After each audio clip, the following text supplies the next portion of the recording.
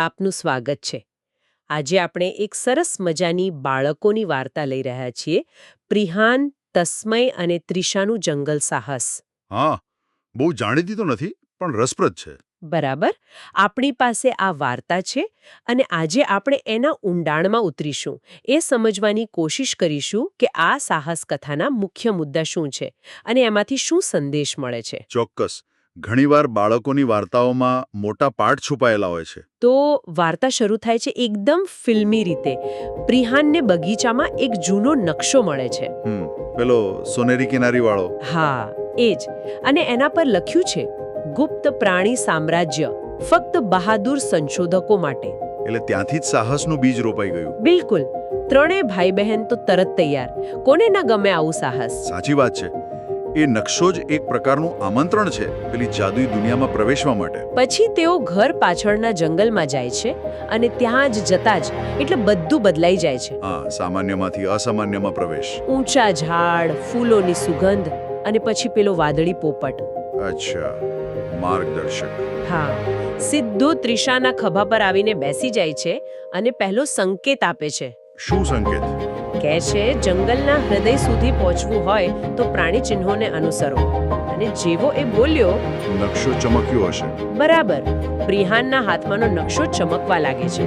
એટલે ખાતરી થઈ ગઈ કે આ કોઈ સામાન્ય જંગલ નથી. આ પોપટ અને ચમકતો નકશો એ બંને વાર્તાને કાલ્પનિક સ્તરે લઈ જાય છે. સાહસની ખરી શરૂઆત અહીંથી થાય છે. એમનો પહેલો પડકાર આવે છે વાંદરાઓની ભૂલભુલામણી. વેલાઓ છે, વાંદરા કૂદાકૂદ કરે છે. એટલે રસ્તો શોધવો સહેલો નથી. બિલકુલ નહીં. અહીં ખાલી ચાલવાનું નથી પણ ધ્યાનથી જોવાનું છે. પ્રિહાનને તીર જેવો વેલો દેખાય છે. દિશા મળી. અને ત્રિશા શું જુએ છે? કે વાંદરાઓ એકબીજા પર ચડીને નિસરણી જેવું બનાવે છે.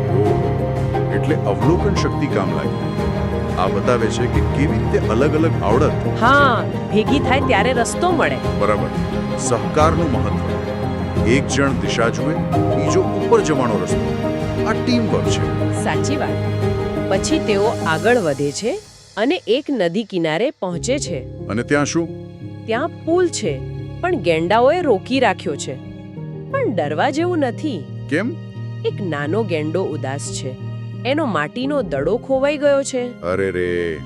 એટલે ત્રિશા એના થેલામાંથી એક રબરનો દડો કાઢીને આપી દે છે. વાહ, કેટલી સરસ વાત. પેલો નાનો ગેંડો ખુશ થઈ જાય છે અને પછી આખો ગેંડા પરિવાર એમને જવા દે છે. જુઓ, અહીં દયાભાવ કેટલો મહત્વનો બન્યો. હા, એ તો છે જ. પણ એ પણ દેખાય છે કે દરેક સમસ્યાનો ઉકેલ લડાઈ કે સંઘર્ષ નથી હોતો. બિલકુલ સાચું. સમજણ અને સહાનુભૂતિથી પણ મોટા અવરોધ પાર થઈ શકે છે. ત્રિશાએ પરિસ્થિતિ સમજી, પેલી જરૂરિયાત પારખી અને ઉકેલ લાવી દીધો.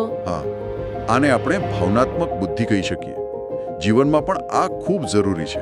હવે આવે છે વાર્તાનો ક્લાઇમેક્સ. જંગલમાં ઊંડે પહોંચે છે. એક ગર્જના સંભળાય છે. ડરાવણી? ના, એ તો હસવા જેવી લાગે છે. વેલાઓ હટાવીને જુએ તો કોણ? એક સિંહ, પણ મૈત્રીપૂર્ણ.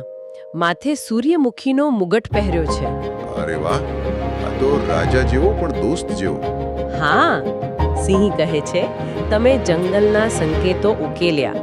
તમે સાચા સંશોધકો છો, બહાદુર પણ અને દયાળુ પણ. એટલે એણે બંને ગુણોની કદર કરી. અને પછી દરેકને પંજાની છાપવાળો જંગલ હીરો બેજ આપે છે. આ બેજ એ માત્ર ઇનામ નથી, એ એમની સિદ્ધિ, એમની બહાદુરી અને એમની દયાની ઓળખ છે. અહીં વાર્તાનો મુખ્ય સંદેશ સ્પષ્ટ થાય છે. સાચું. સાહસ એટલે માત્ર તાકાત નહીં, પણ બુદ્ધિ, દયા અને સહકારનું મિશ્રણ. સિંહનું પાત્ર આ જ વાત પર ભાર મૂકે છે. પછી પેલો પોપટ પાછો આવે છે. અચ્છા, વિદાયનો સમય. હા, કહે છે જવાનો સમય થઈ ગયો. પણ યાદ રાખજો, આ જંગલ હંમેશા તેમના માટે અહીં રહેશે જેઓ બહાદુર, દયાળુ અને અજાયબીથી ભરેલા છે. બહુ સરસ સંદેશ. અને એટલું કહેતા જ અચાનક તેઓ પાછા પોતાના બગીચામાં. જાદુ પૂરું. નકશો પાછો સામાન્ય કાગળ બની ગયો છે, પણ ખિસ્સામાં પેલા બેજ. હા, ચમકતા બેજ. એટલે ખબર પડે કે આ સપનું નહોતું. આ અંત બહુ મહત્વનો છે. એ જાદુ અને વાસ્તવિકતાને જોડે છે. બેજ એ પુરાવો છે કે અનુભવ સાચો હતો અને એમાંથી શીખેલા ગુણો એમની સાથે રહેશે. તો આખી વાર્તામાં આપણે જોયું એક નકશો, બોલતો પોપટ, વાંદરા, ગેંડા, સિંહ. હા, એક આખી સફર. અને મુખ્ય સંદેશ સ્પષ્ટ છે. બહાદુરી, દયા, જિજ્ઞાસા, અવલોકન શક્તિ, સહકાર. આ બધા ગુણો જ સાચા સંશોધનની ચાવી છે. ખરેખર. અને આ ફક્ત વાર્તા પૂરતું નથી. ના, બિલકુલ નહીં. આ બાળકોની વાર્તા લાગે, પણ એનો બોધ બધા માટે છે. એ યાદ અપાવે છે કે સારા ગુણો આપણને જીવનના પડકારોનો સામનો કરવામાં મદદ કરે છે. અને એ પણ કે જિજ્ઞાસા અને દયા રાખવાથી નવી દુનિયાઓ ખુલી શકે છે. બરાબર. અને આ સાથે છેલ્લે એક વિચાર. હા. પોપટે કહ્યું કે જંગલ અમુક ગુણોવાળા માટે હંમેશા ખુલ્લું છે. આપણા રોજિંદા જીવનમાં આપણી આસપાસ એવી કઈ અદૃશ્ય તકો, કયા ગુપ્ત જંગલો છુપાયેલા હોઈ શકે, જે કદાચ ત્યારે જ દેખાય જ્યારે આપણે થોડી વધુ બહાદુરી, થોડી વધુ દયા અને થોડું અજાયબીથી જોવાની દ્રષ્ટિ કેળવીએ. બરાબર. વિચારવા જેવો પ્રશ્ન છે.